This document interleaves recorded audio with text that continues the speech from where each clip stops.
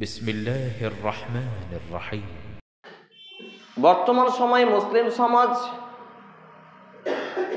ধ্বংসের দ্বারপ্রান্তে পৌঁছে যাওয়ার মৌলিক দুটি কারণ হিসাবে আমি আমার ক্ষুদ্র জ্ঞান দিয়ে, চিন্তাধারা গবেষণা দিয়ে যেটুকু পেয়েছি, সর্ববৃহৎ দুটি কারণ রয়েছে। আবার পরকালীন বিষয়ে জাহান্নামে চলে যাওয়ার জন্য সমস্ত কিছুর ঊর্ধ্বে প্রাথমিক লেভেলে যেই বিষয়টি থাকে, তার মধ্যে এই দুটি কারণ হচ্ছে অন্যতম কারণ। আসুন আমরা সংক্ষিপ্ত টাইমে সেই কারণ দুটোকে নিয়ে একটু আলোচনা এবং পর্যালোচনা করি। আমি আপনাদের সামনে দ্বিতীয় খুতবার পরে হামদ ও শানা পাঠের পরে প্রথম যে আয়াতে কারিমা পাঠ করেছি, এটি প্রসিদ্ধ সূরা আল আলাক 96 নম্বর সূরা 1 এবং 2 নম্বর আয়াত, 30তম পারা 603 পৃষ্ঠা কোরআনুল কারীমের আয়াত নম্বর 1 এবং 2। আল্লাহ রাব্বুল ইজ্জাত এখানে বলছেন, ইকরা বিসমি রাব্বিকাল্লাযী খালাক খালাকাল ইনসানা মিন আলাক। এখানে আল্লাহ রাব্বুল আলামিন প্রথম যে শব্দটি নাজিল করেছেন, এই শব্দটির দিকে যদি আমরা গভীর মনোযোগ, গভীর দৃষ্টি আরোপ করি, তাহলে আমরা বুঝতে সক্ষম হব। তার আগে আপনাদের সঙ্গে দুটি কথা। প্রথম কথা হলো, যারা হাঁটু গেড়ে বসে আছেন হাঁটু ছেড়ে দেবেন, মুরব্বিকে ইশারা করে, আর হেলান দিয়ে বসবেন না। জুমার দিনের রুলস অফ ল, আদব সিস্টেম এটি হলো, যদি আপনার একান্তই অসুস্থতা থাকে সেটি ভিন্ন বিষয়, কিন্তু সামান্য যদি কোনো কষ্ট হয় তবু আপনি হেলান দিতে পাবেন না এবং হাঁটু গেড়ে বসতে পাবেন না। যদি প্রচণ্ড অসুস্থতার পর্যায়ে যায় যে আপনার পক্ষে সম্ভব নয়, তখন সেটি ওজর বা ছাড় রয়েছে। তাহলে আল্লাহ রাব্বুল আলামিন নবী করিম সাল্লাল্লাহু আলাইহি ওয়াসাল্লামের উপরে the most important topic and subject হিসেবে ফার্স্ট টাইম রিলিজ করলেন, নাজিল করলেন জিবরিল আলাইহিস সালামকে দিয়ে।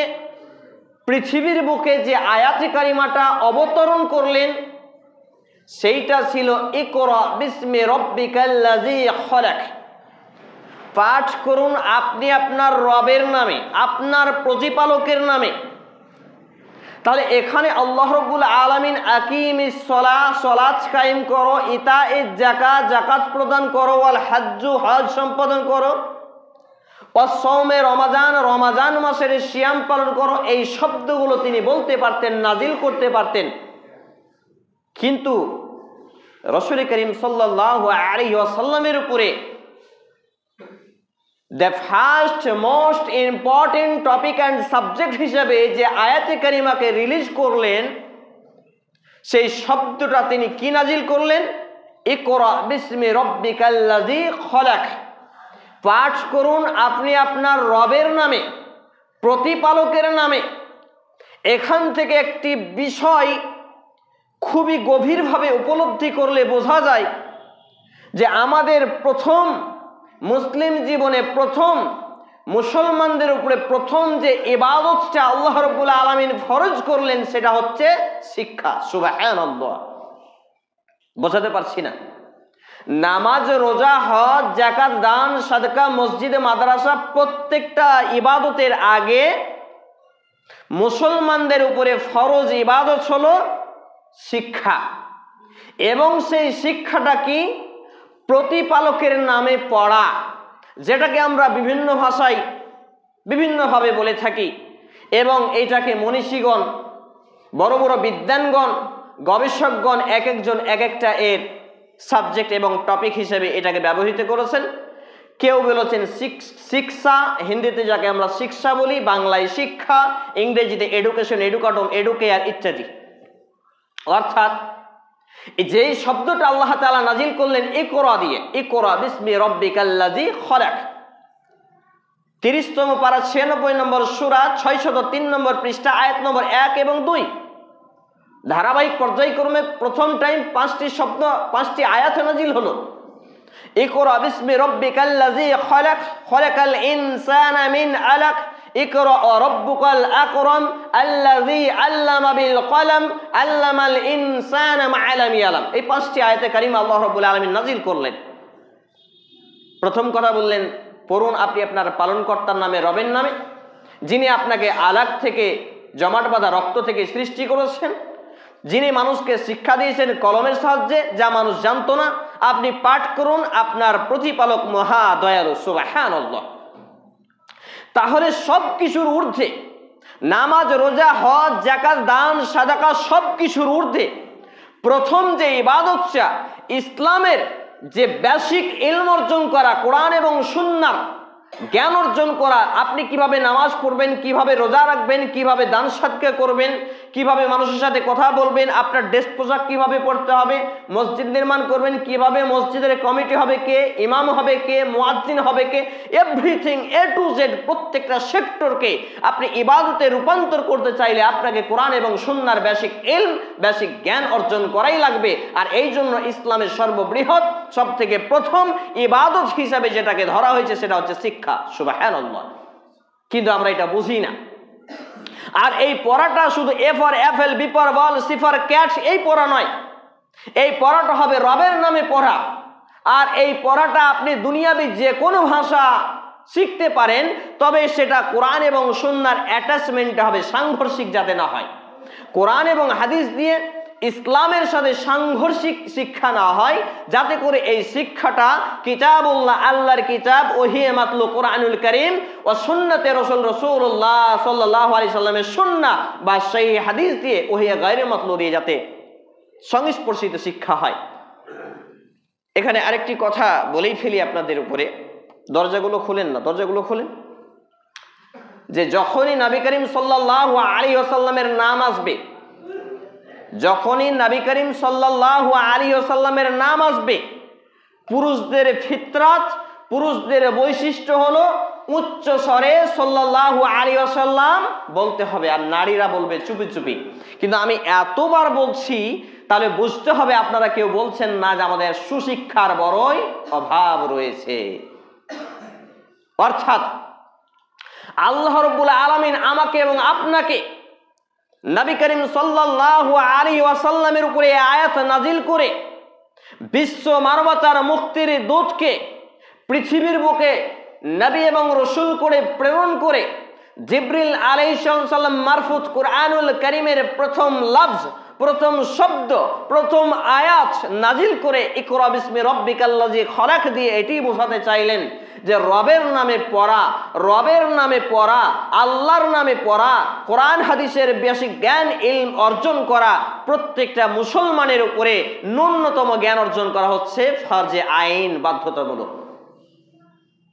তারপরে দ্বিতীয় খুতবার পরে তৃতীয় নম্বরে আমি আপনাদের সামনে একটি হাদিস পাঠ করেছি, যে হাদিসের বর্ণনাকারী রাবী হচ্ছেন আনাস ইবনে মালিক রাদিয়াল্লাহু তাআলা আনহু। তিনি বলছেন, ক্বালা রাসূলুল্লাহ সাল্লাল্লাহু আলাইহি ওয়াসাল্লাম তুআলাবুল ইলমি ফারিজাতুন আলা কুল্লি মুসলিম। তলব করা, খোঁজা, অন্বেষণ করা, অধ্যয়ন করা, স্টাডিজ করা, গবেষণা করা, সঞ্চয় করা কি? তুআলাবুল ইলমি ফারিজাতুন আলা কুল্লি মুসলিম। ইলমকে প্রত্যেকটা মুসলিম, আলা কুল্লি মুসলিম, তামাম মুসলমানের উপরে, নারী পুরুষ যুবক বৃদ্ধ সকলের উপরে ফরজ করা হলো ধর্মীয় জ্ঞানকে অর্জন করা। বলি সুবহানাল্লাহ। চিন্তা করে দেখেছেন হাদিসটি বর্ণিত যে সুনানে ইবনে মাজাহ গ্রন্থে 224 নম্বর হাদিস, মিশকাতুল মাসাবি গ্রন্থের হাদিস নাম্বার 218, সহিহুল জামে আশ-সাগীর গ্রন্থের হাদিস নাম্বার 3913 ক্রমিক নম্বরে, যেখানে রাসূল করিম সাল্লাল্লাহু আলাইহি ওয়াসাল্লাম বলেছেন প্রত্যেক মুসলমান নারী পুরুষ যুবক বৃদ্ধ সকলের উপরে প্রথম যে বিষয়টা ফরজ হলো, তাহলে সেটা কি?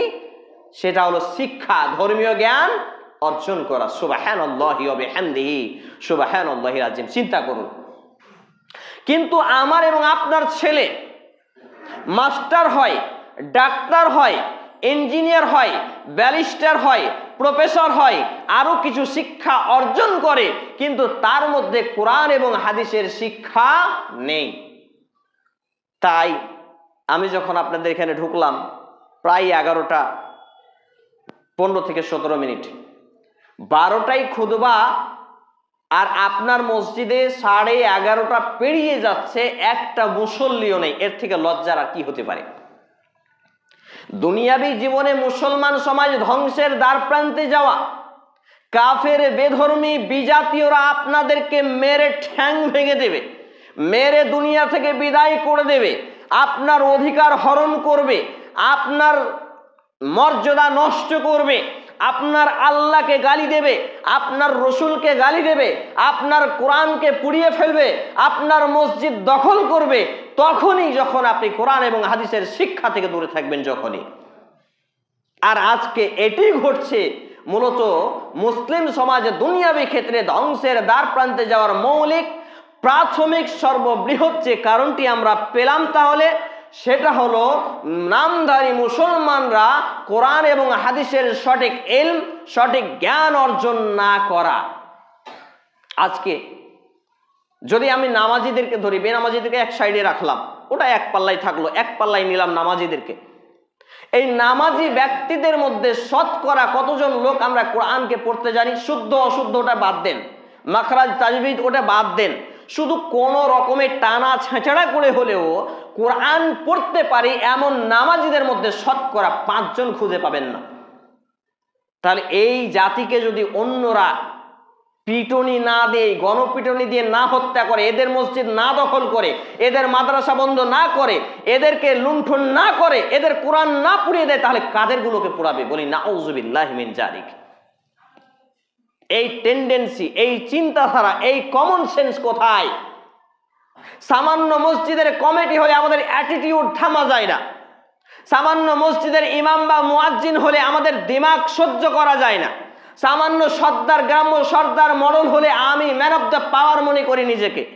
অথচ আমার এবং আপনার এই জীবনের না নিশ্চয়তা আছে, না এই ক্ষমতার কোনো মূল্য আছে, অথচ আমরা নিজেদের মধ্যে মারামারি, গুতাগুতি, একটা মুসল্লি আর একটা মুসল্লির সাথে সম্পর্ক নেই।